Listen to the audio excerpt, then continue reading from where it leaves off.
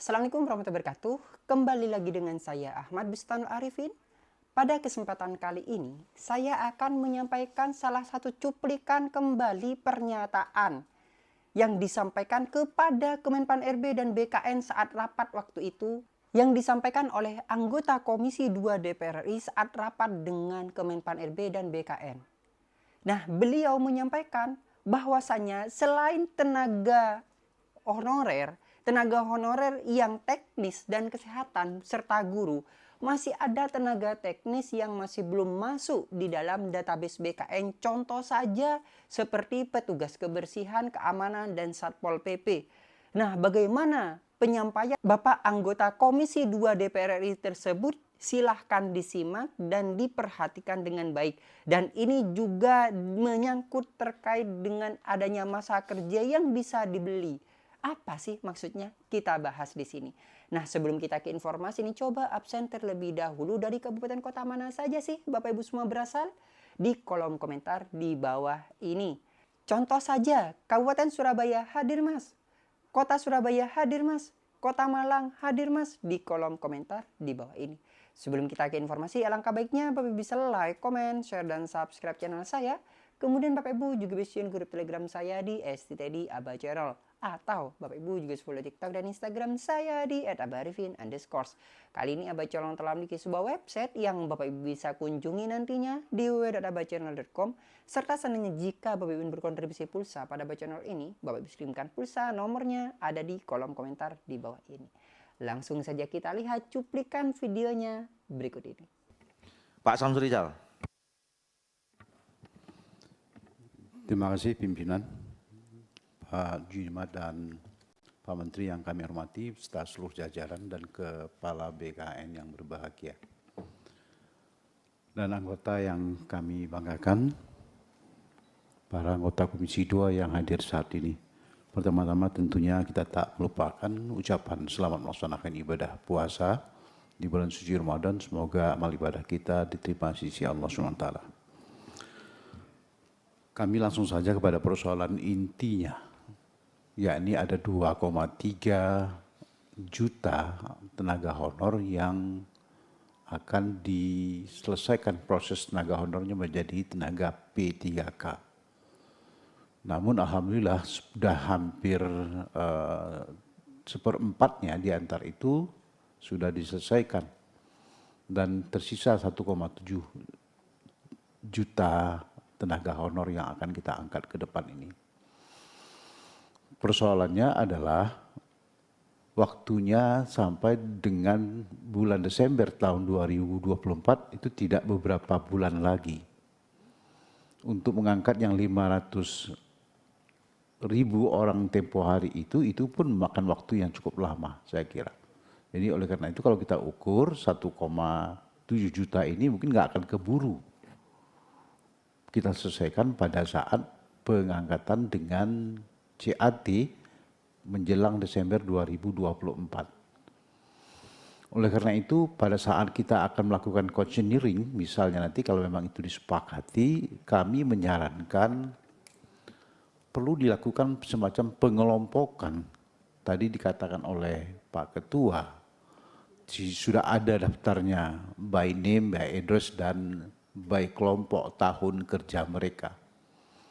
Saran kami pertama dibuatkan pengelompokan daerah mana mereka dan sudah berapa tahun mereka bekerja untuk memudahkan klasifikasi dan berapa jumlah yang 5 tahun, berapa jumlah yang 10 tahun, berapa yang 15 tahun dan seterusnya semacam itu.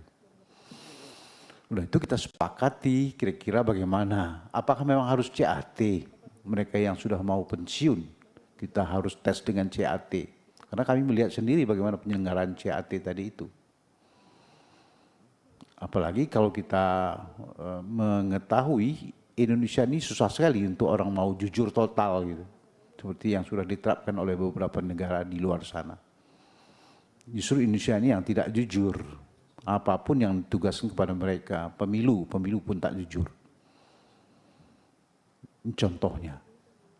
Begitu juga tadi ada modus operandi, modus transaksional yang memang ada Ini diperankan oleh para pegawai-pegawai kita, BKD yang ada di daerah. Ini dilakukan dan terjadi juga di daerah kita.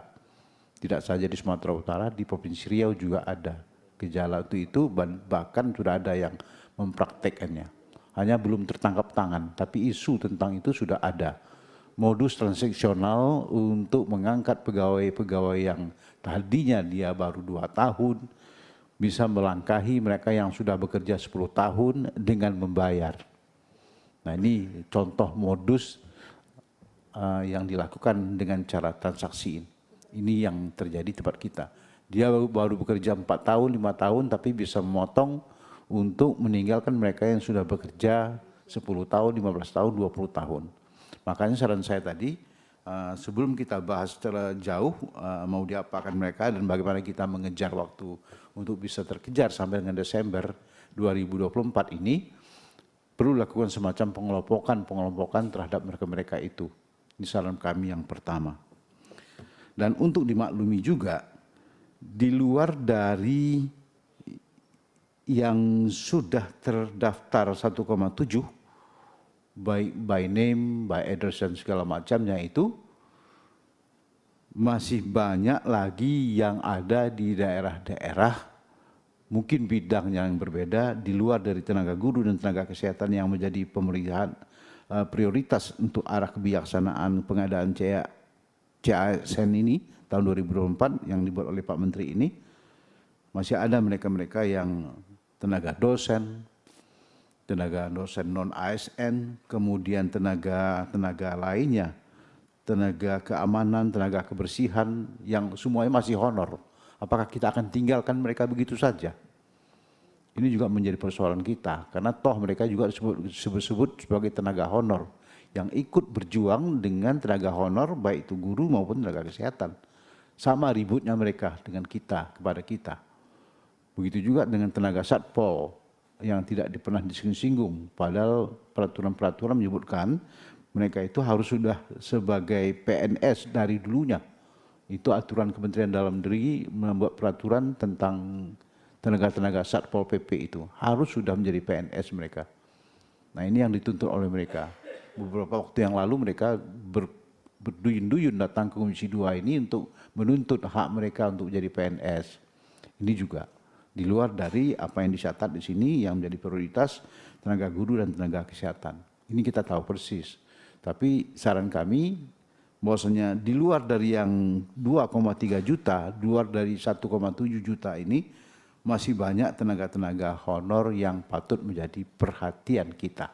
Yakni tenaga kebersihan, tenaga Satpol PP dan petugas-petugas lainnya yang ada di tugas-tugas non teknis yang ada di sekolah dan di tempat-tempat lainnya. Kemudian menarik juga apa yang disampaikan oleh Pak Menteri soal alternatif penyelesaian penataan non-ASN ini, yakni menambah nomenklatur jabatan pelaksana yang akan dilamar oleh tenaga non-ASN selain daripada jabatan fungsional yang ada. Barangkali dari sekarang kalau bisa dapat disiapkan nomenklatur jabatan pelaksana yang bagaimana, yang apa, dan berapa jumlah mereka, dan jenisnya apa. Pada saat kita considering itu sudah bisa kita dapat simak kira-kira bagaimana dan siapa mereka dan bagaimana menerapkannya dengan kebutuhan-kebutuhan yang ada di daerah.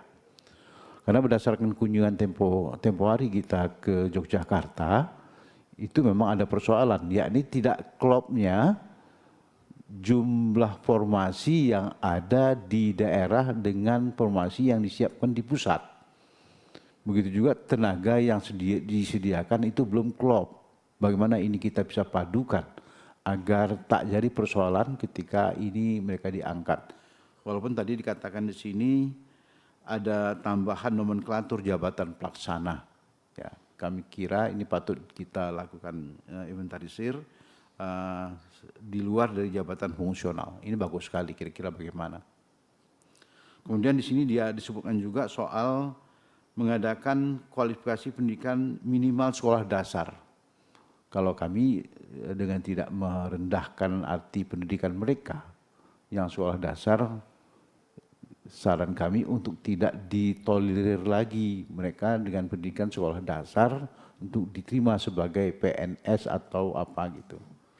Kalaupun mereka masukkan saran kami di kelompok kerja paruh waktu, barangkali dimasukkan ke sana menjelang mereka pensiun. Sesudah itu tidak akan ada lagi penerimaan pegawai negeri dengan dasar pendidikan sekolah dasar atau SMP atau apa. Karena kita ingin menuju ke tingkat bagaimana pegawai negeri itu bisa menguasai dunia digital yang akan mewarnai Indonesia ke depan. Tentu tidak akan tercover mereka-mereka yang sekolah dasar atau SMP dan sekolah-sekolah rendah lainnya. Jadi barangkali ini patut dijadikan perhatian kita. Pak Menteri dan Pak Ketua, barangkali ini saja yang dapat kami sampaikan sebagai catatan tambahan pada pertemuan-pertemuan kita yang akan datang. Yang ingin kami ulang sekali lagi adalah masih banyak jumlah pegawai honor dari jenis lainnya yang perlu kita berikan perhatian kepada mereka. Karena mereka sama teriaknya dengan tenaga honor guru dan tenaga kesehatan. Saya kira demikian, terima kasih. Assalamualaikum warahmatullahi wabarakatuh. Assalamualaikum warahmatullahi wabarakatuh. Terima kasih Pak.